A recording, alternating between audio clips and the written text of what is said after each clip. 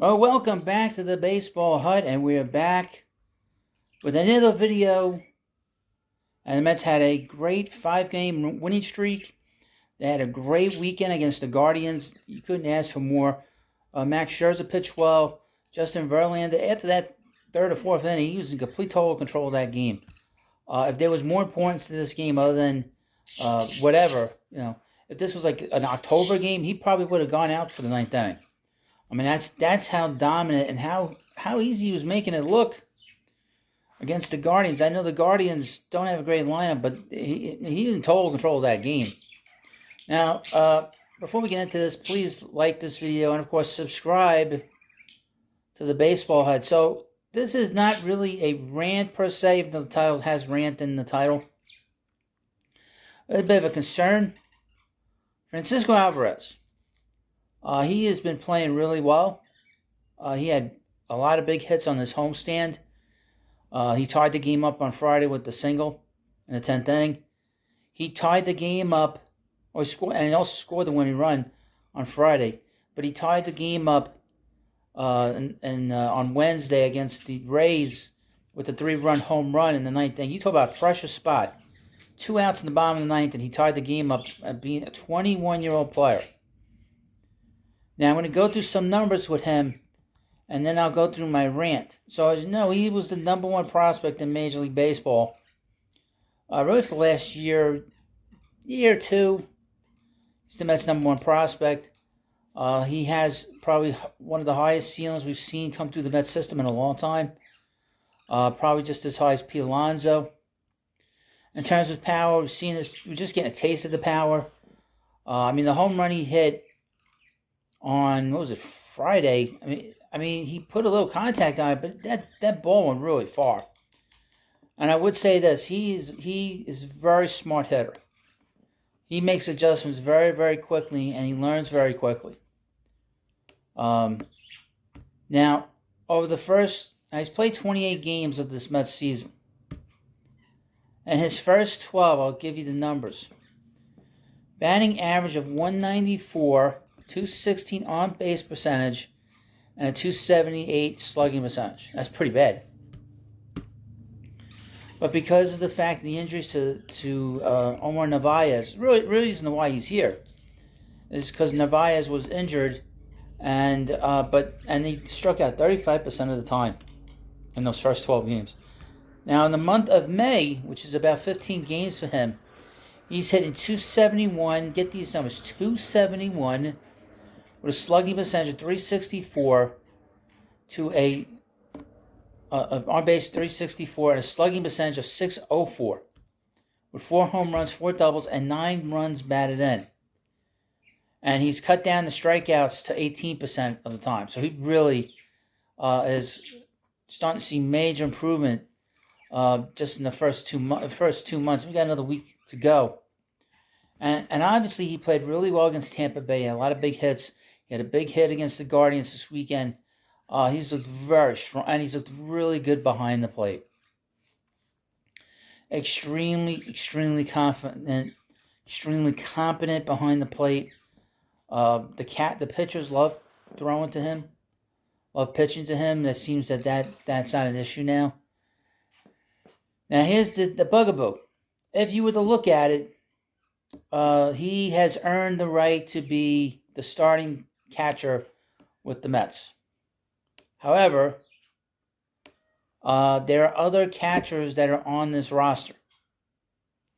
One of which is Gary Sanchez, who they called up on Friday. He caught the first game for Scherzer on Sunday. Now, he was okay. I mean, he caught a good game. And he had a couple of interesting plate appearances, and he got a run batted in. He did okay. But a couple of things about Gary.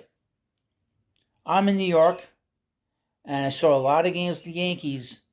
And just so, if you don't know, if you're just going based on the home run totals and really the power, he is not a good catcher at all. He gives up a lot of pass balls. He makes a lot of mistakes behind the plate. He's got a good arm, but he's not a good catcher. He's a liability back there, quite frankly.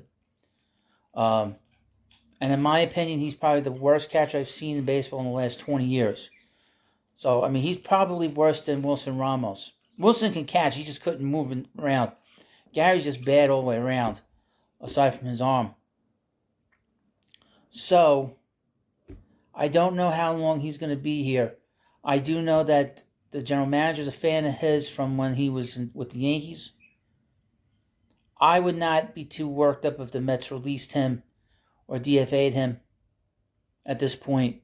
I don't know what his contract is. I know that they were forced to call him up on Friday because he had an opt-out after a certain day. I think they'd have to talk to him, maybe send him back down. I don't know.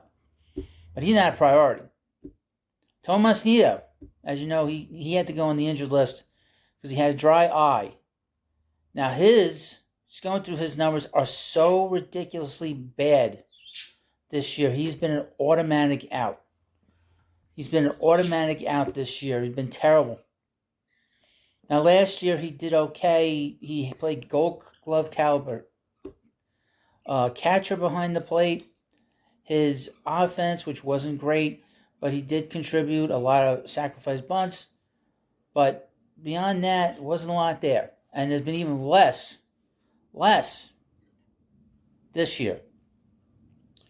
Now we have Omar Narvaez, and I would mention about Nido. He's got a 2-year contract. The Mets signed him to a 2-year deal.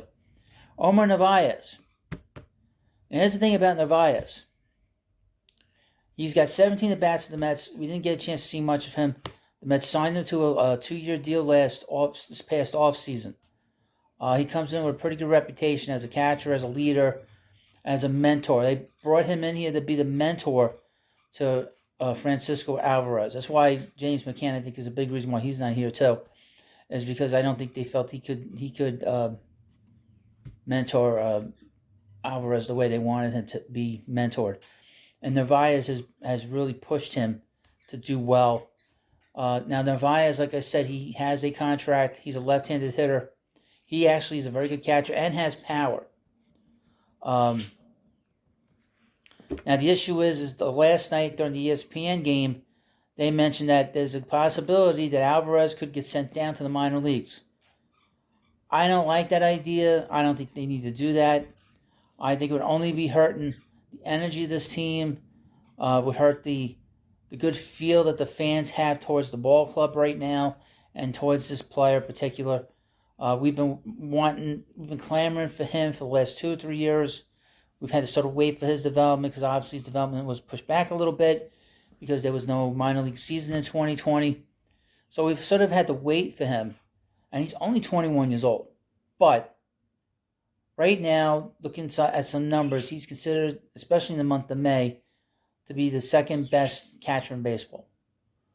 The other catcher is Salvador Perez. But obviously Perez is on a bad team.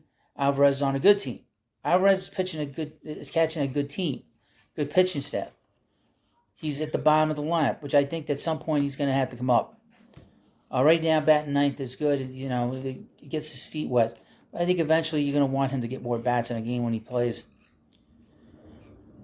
I think it would be one of the worst decisions the Mets could possibly make, sending him down to AAA. There's nothing. Absolutely nothing he needs to prove now in AAA. He has done a good job in the month of May.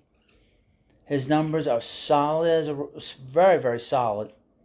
You don't need to have him get sent back down to play Tomas Nido. You want to see Tomas? I don't want to see Tomas Nido.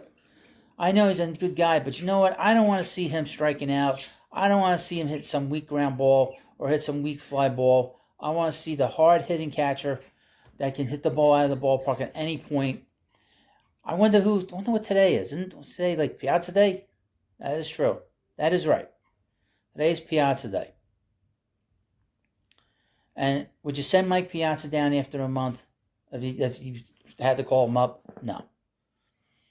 And Mets have been needing a catcher that can hit for a very long time. And he's young. Just think about that. He's 21 years old. He could be the Mets catcher here for 10 years. So why send him down? And like I said, the Mets have a young group here, young group of guys with him, Mark Vientos, and Brett Beatty. Why be so quick to want to break that good feel that we have and that the ball club has for the three of them? Now, if one were to get sent down, the most likely person to get sent down is probably Vientos. But don't send Alvarez down. It would be a big mistake, and it'd piss off a lot of us Met fans. I'll tell you that. Piss me off. That's for sure. Well, you let me know what you think about this video. Please, of course, subscribe to the Baseball Hut and leave comments in the comments section down below. And, of course, hit the bell for notifications so you'll be the first to watch, first to comment, and yada, yada, yada. Thank you, and I'll see you later.